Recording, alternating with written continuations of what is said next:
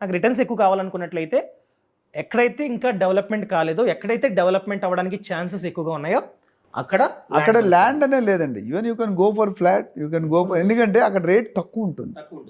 Upcoming areas అంటాం మన real estate భాష. ఇప్పుడు డెవలపింగ్ కంట్రీస్, డెవలప్డ్ కంట్రీస్ ఎట్లా ఉందో, అండర్ డెవలపింగ్, అప్కమింగ్ ఇప్పుడు ఈ రోజు నుండి మన 2050 కల్లా people are expecting something else. ఇప్పుడు ఇక్కడ ఏదైతే మనం 20,000 అనుకున్నామో, we may reach to Bengaluru stage, 1,00,000 square feet, 50,000 square ఫీట్కి వెళ్ళిపోతాం.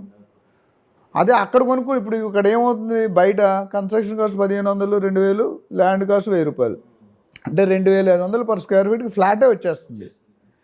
ఒక 10 సంవత్సరాల తర్వాత అది 25,000 అవుతుంది. అదే ఫ్లాట్ ఇక్కడ కొనుక్కుంటే అక్కడ 10 టైమ్స్ అవుతుంది, ఇక్కడ 2 టైమ్స్ అవుతుంది. సో డెఫినెట్గా ఇన్వెస్ట్మెంట్ అనేది ఎక్కడ పెట్టుకున్నా కొద్దిగా సిటీకి దూరం అంటే మరి